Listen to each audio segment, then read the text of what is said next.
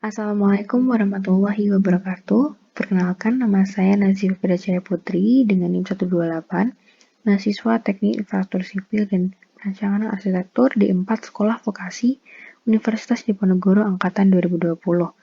Kali ini saya akan menjelaskan tentang bagaimana cara menghitung gaya pada rangka batang dengan menggunakan 3 metode, yaitu kesetimbangan titik buhul, Ritter, dan Cremona.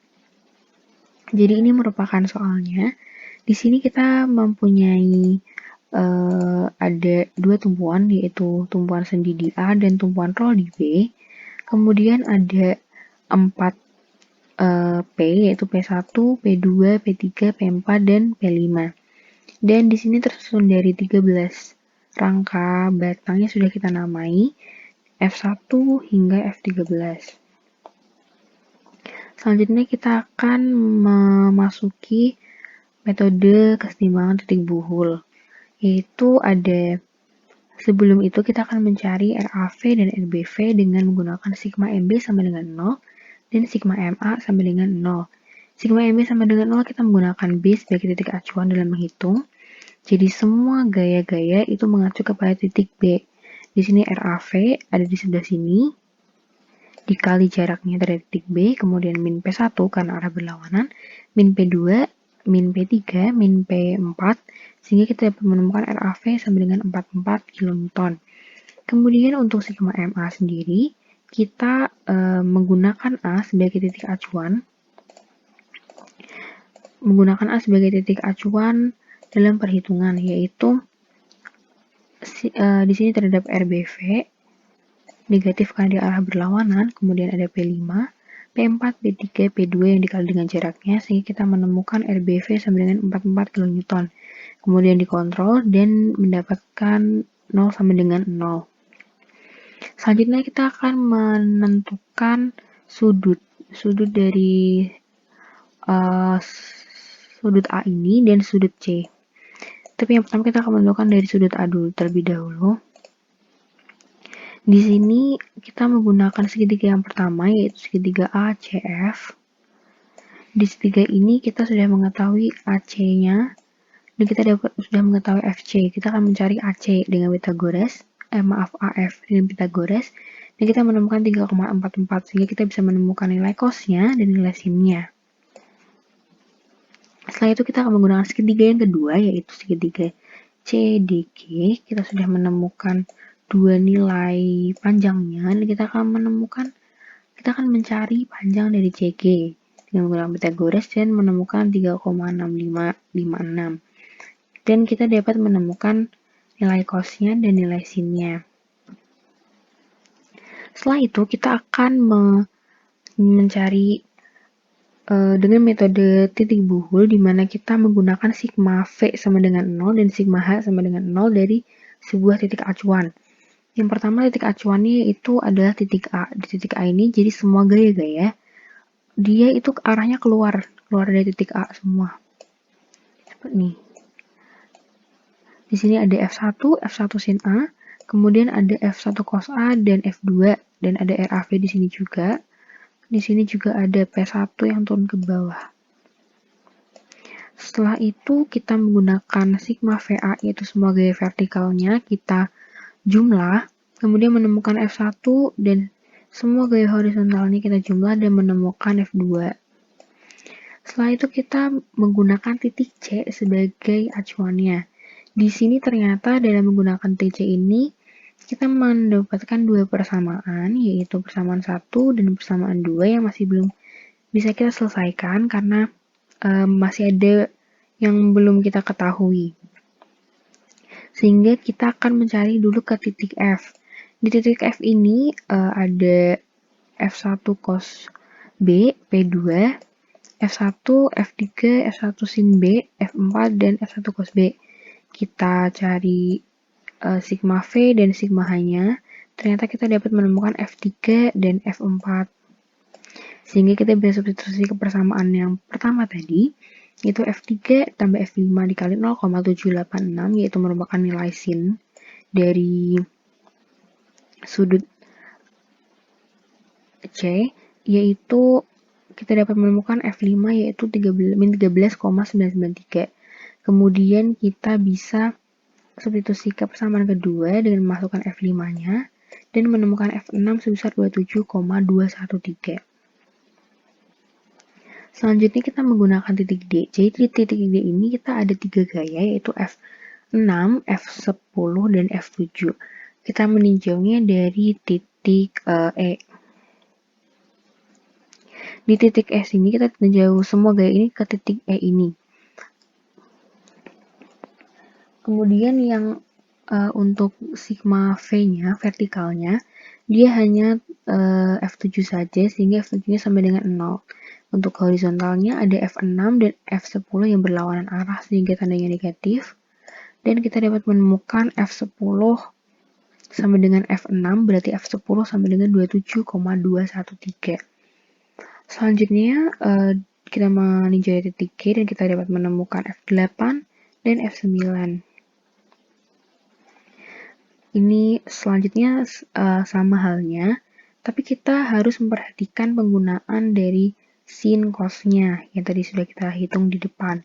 Jadi bila segitiga itu merupakan segitiga yang sama bentuknya dengan segitiga yang pertama tadi, segitiga ACF, berarti kita menggunakan nilai cos dan sin yang ini. Jika segitiga tadi memiliki besar yang sama dengan CDG, kita menggunakan nilai cos yang ini.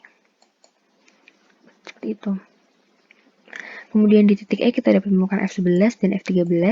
Di titik B kita dapat menemukan F12 dan kemudian kita cara mengeceknya dengan kontrolnya yang dari titik B ini, yaitu sigma HB sama dengan 0.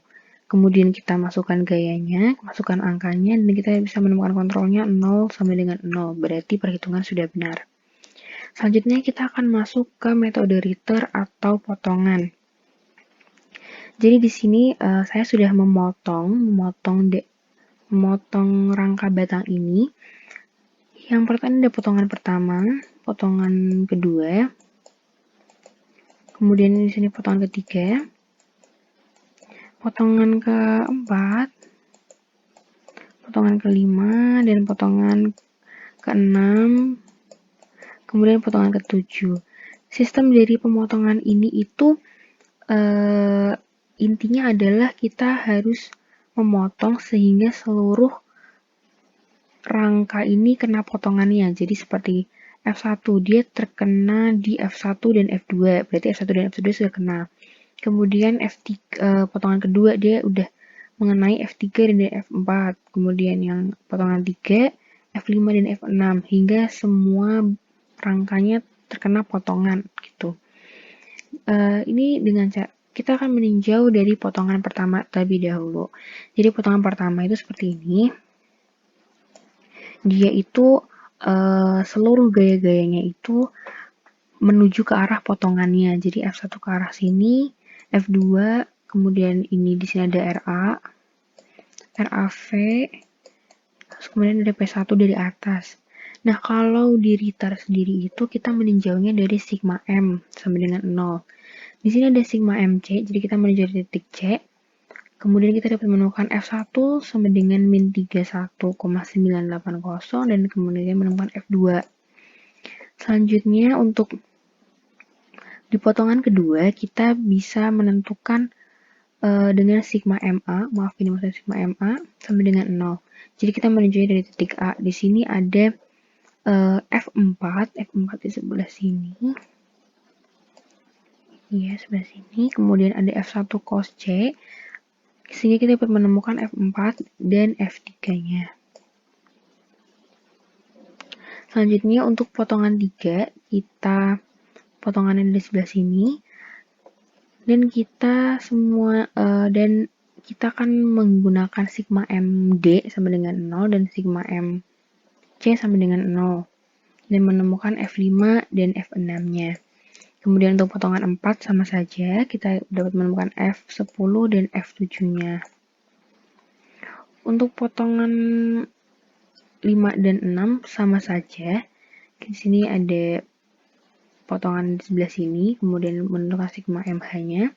Dan kita menemukan F8, min 13,997, kemudian menemukan F9, kita ada menemukan F10 juga dan menemukan F11. Untuk potongan terakhir itu potongan 7, di sini kita menggunakan 1 sigma ME saja karena kita hanya menggunakan titik E sebagai titik acuannya. Kita dapat F12 sin A karena dia menggunakan yang A karena dia bentuknya tadi sama seperti segitiga yang pertama. Kemudian min P5 dikali 2 ditambah RBV dikali 2 sama dengan 0. Sehingga kita menemukan F12 sama dengan min 31,980 kN. Selanjutnya kita akan membahas tentang metode Cremona. Di sini yang sudah kita cari dari selanjutnya kita akan menghitung dengan metode Ritter atau potongan. Di sini saya sudah memotong rangka batang ini dengan ada 7 potongan. Potongan pertama memotong F1 dan F2. Potongan kedua memotong F2, 3, dan 4. Potongan ketiga memotong 4, 5, 6. Potongan keempat memotong 4, 5, 7, 10. Potongan kelima memotong 9, 8, 10. Potongan keenam memotong 9, 11, 13. Dan potongan terakhir memotong F12 dan F13. Kemudian di sini untuk potongan 1 saya menggunakan sigma MC. Jadi kalau untuk Ritter itu kita menggunakannya M. Sigma M sama dengan 0. Nah, terus saya menggunakan C sebagai titik acuannya.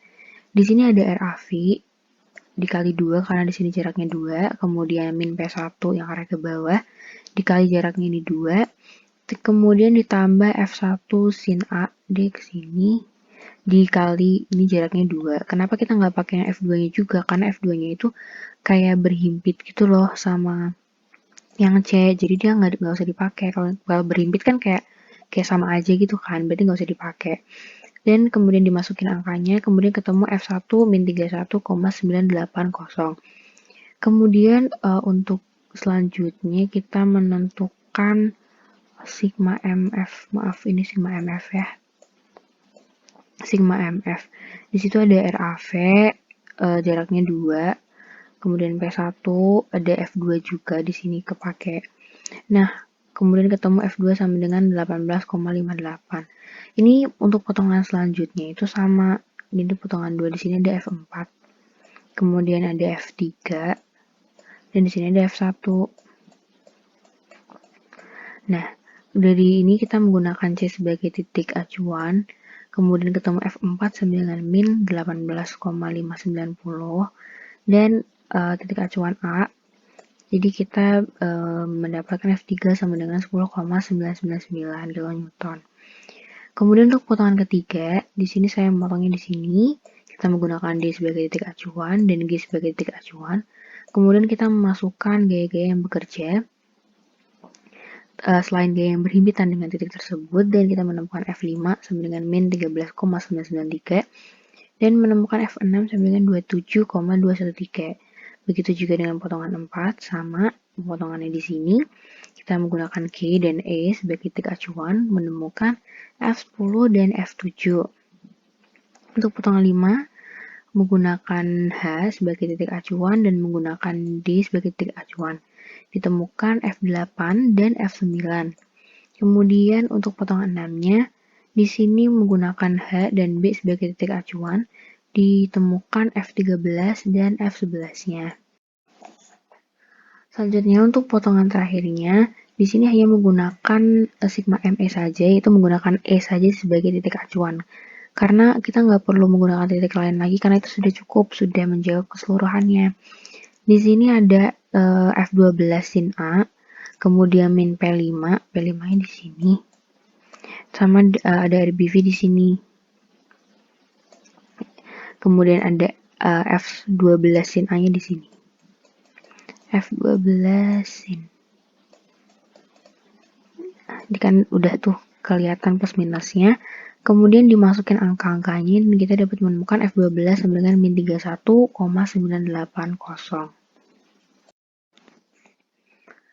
Selanjutnya yaitu menggunakan metode Cremona. Jadi yang pertama kali kita akan lakukan adalah membuat tabel daftar poligon gaya. Di sini di titik A, kita dapat menentukan daftar poligon gaya itu gaya-gaya apa saja yang bekerja di titik A, yaitu ada RAV dari bawah sini, kemudian P1, kemudian ada F1 dan F2. Kemudian misalnya di titik C itu gaya-gaya apa saja yang bekerja, yaitu ada F2, F3, F5, dan F6. Dan seterusnya hingga sampai pojok sini yaitu titik B.